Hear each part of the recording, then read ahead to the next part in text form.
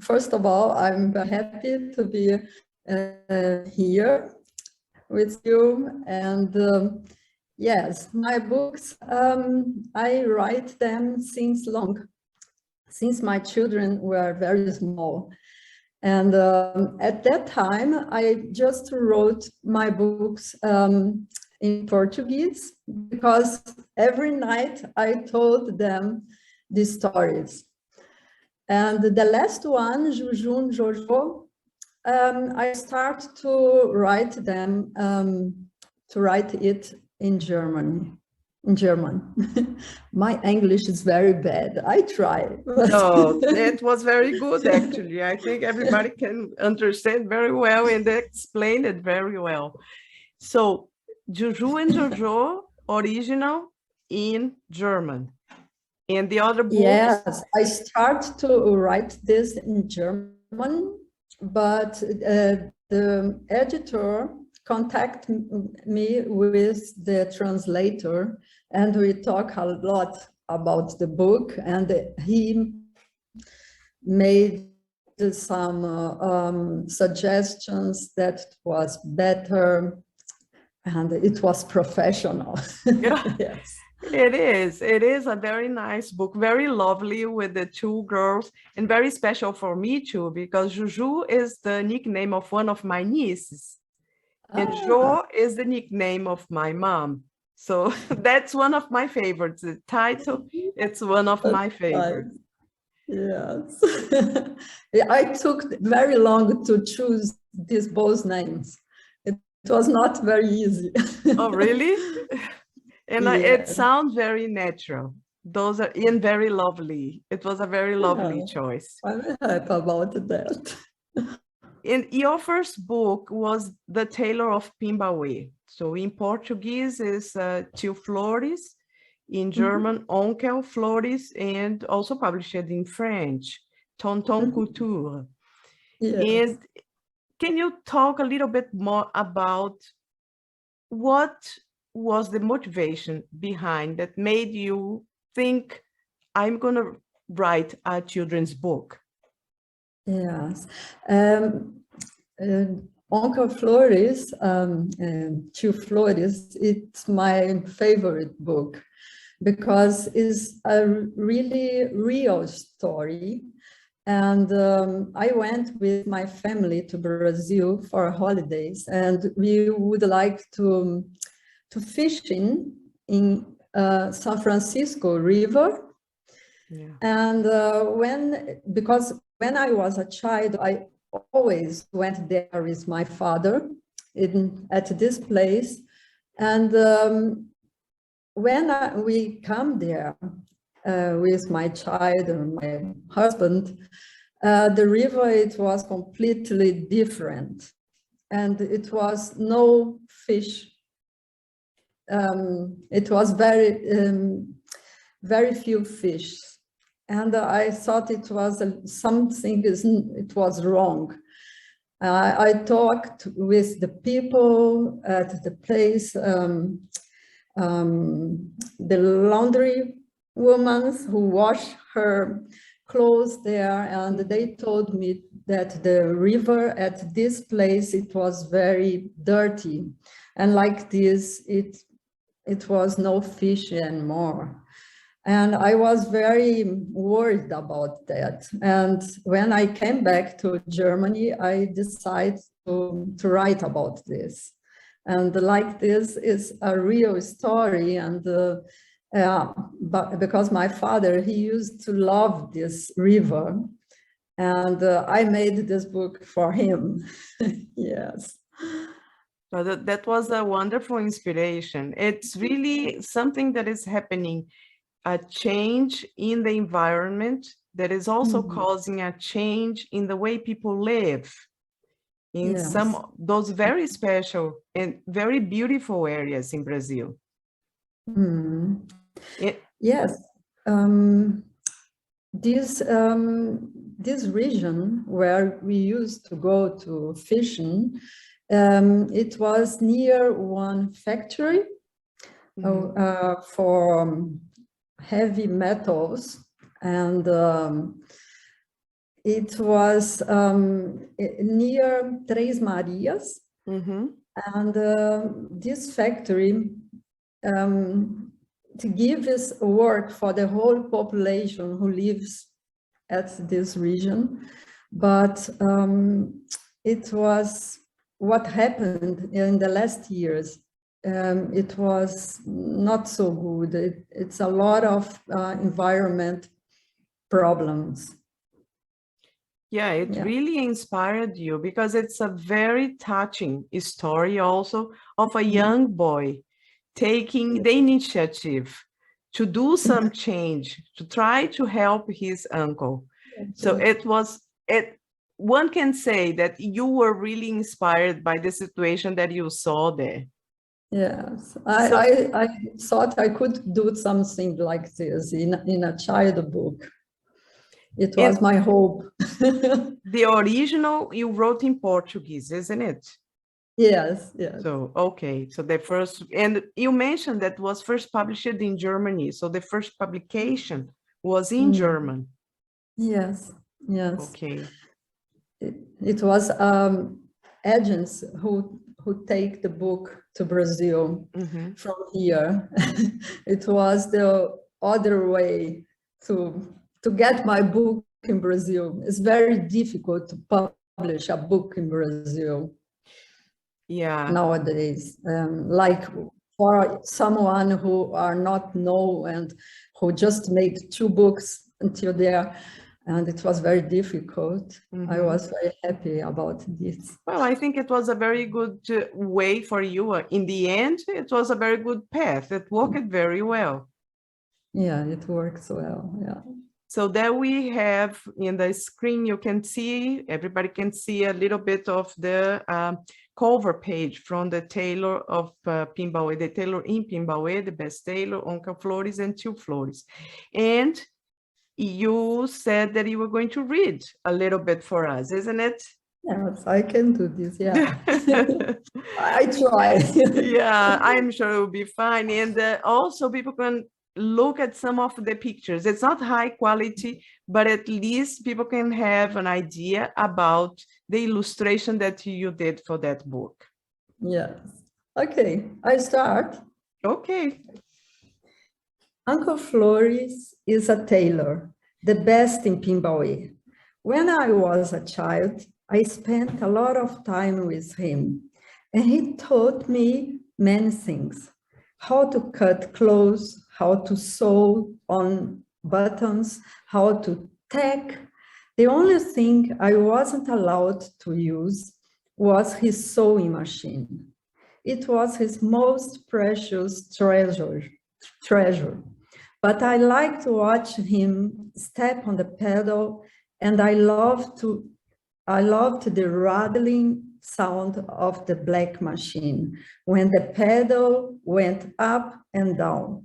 Clock, clock, clock, clock. When I helped him to cut the clothes, Uncle Flores told me, "Hold it tight, Edinho, or else it will be crooked." Zzz.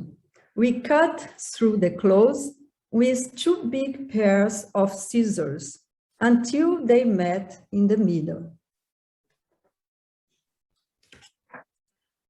I would get up early in the morning and I go over Uncle Flores' house for a breakfast.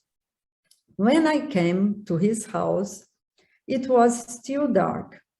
I could hear my uncle sing from afar. He liked to sing while he shaves. When I was done, we had coffee and bread together. This will help you concentrate at school, Uncle Flores would say. After school, I went back to Uncle Flores and spent the afternoon with him. My mom only came back from work in the evening.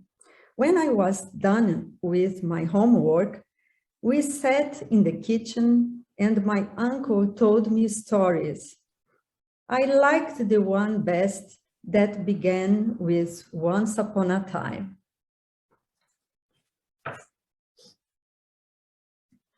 Once upon a time, the nets of the pescadores are fishermen, were full with fish, and the lavadeiras, the launderers, laugh and chat at the river, loud enough so that you could hear them on the other side. Your dad knew exactly when your mom lost her soap in the river. That was back then, when Pinbauê was still a small village, and the water of the Velho Chico was still clean. Uncle Flores told me.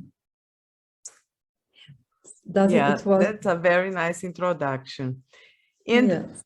From there, I have a question also. I don't know if this did follow with all the other books, like Juju and Jojo and the story of Bené, but you like to use, at least was used in the translations from Portuguese to other language, the original terms, the original Portuguese terms, like you mentioned pescadores, and then explain what that is. O Velho Chico, also, it's a very specific expression to refer to the river, São Francisco. Yes, so true. This intention to bring about the original word also, I think, brings the reader closer to the story, to the setting, to the place. Was this your choice to keep those original words in Portuguese, even in the translated versions of the book?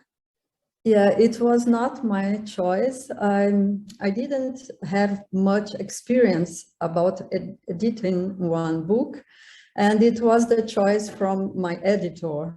And he said it would be very nice when we keep some words for the children, that they can also say these words and get a little bit used with the language.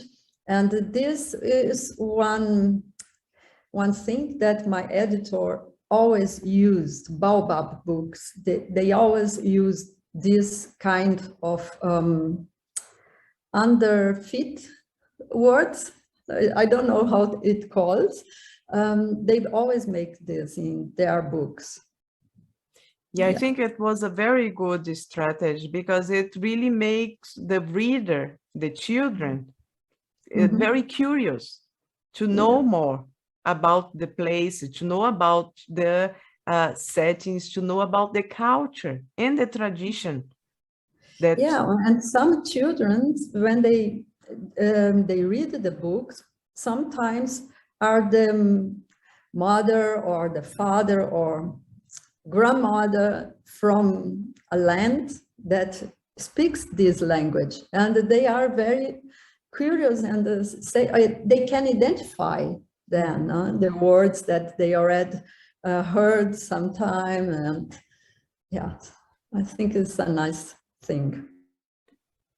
And tell me more about the techniques that you use for the illustrations of your book, because it's very specific and very unique, I find, also for a children's book to be illustrated the way that you use specific techniques then to bring to your books. So tell me more about that. Yes, I use collage. Everyone knows this technique. In the kindergarten, I don't know, say work with this, but the special way that I use the collage is because I always use papers that I find. That's something like upcycle. And I take these papers that is almost to throw away, and I use them. They always are old papers, And like this, they get one, you can move them easier. You can, pode torcer e amassar, né? Não sei como fala em inglês. I'm sure everybody will be curious also about those words. That's good. Yeah. That's good Torcer, to keep like amassar. that. Yeah. And you do the collages then, and after that you put together as a picture, and then it is the illustration of the page. So you use materials. I always start with the background. I always start with the background, and I make the figures separate. Okay. And I can move them in the in this background and decide where I put them. Oh, that's interesting. That's so that the characters are always there, but then they are changed into different parts of the illustrations of the book according to the story. Yeah, that's in. And what kind of material besides paper that you use for your collage? Sometimes I use like materials that they are two-dimensional, and but like net or sometimes plastic, but mostly I use paper. I try to use paper to make the paper looks like wood, or that it looks like metal. And yes, that's very nice to make this that the people don't know it's metal or is this wood. And your background, it's actually in industrial design. Yes. So that was more, it's something quite a change from there to children's books and illustration, like you were describing. This change occurred first when you start writing your books, or you already had since before some kind of activities related to this type of collage technique, not necessarily in the area of industrial design?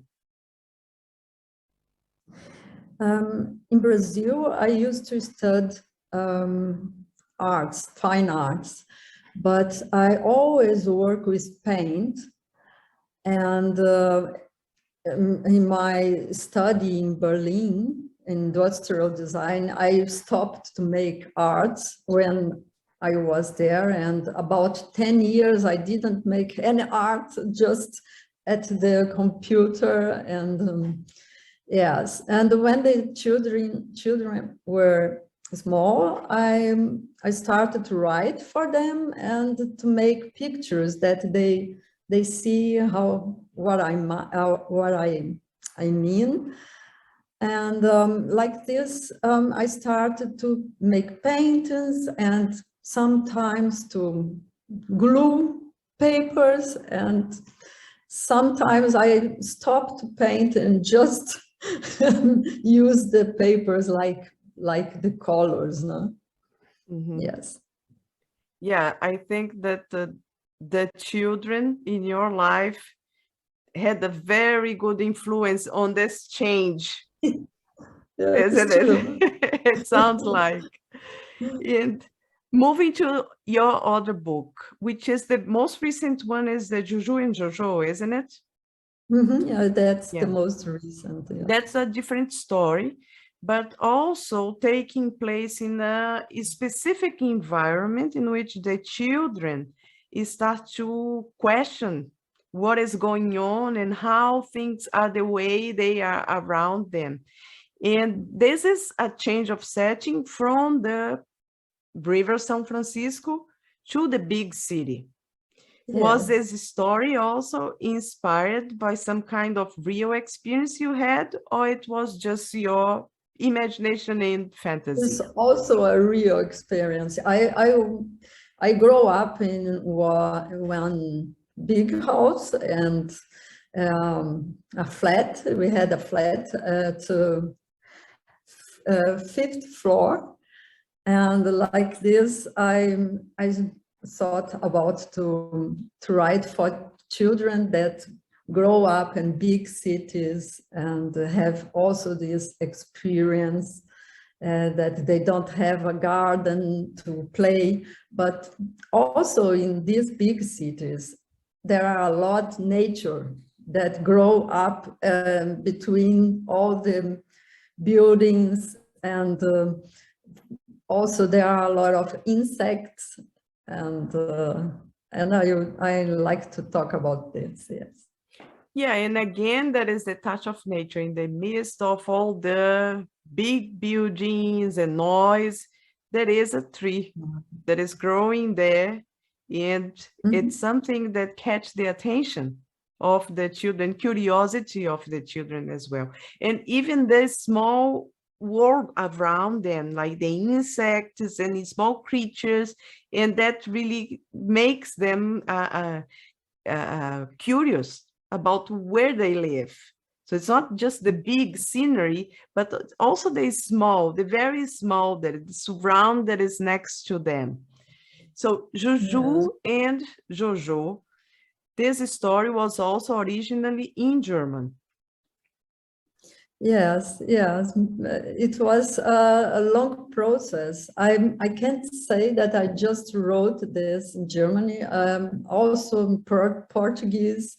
I mixed up everything. Sometimes I go from one language to other, and it makes this richer, because some words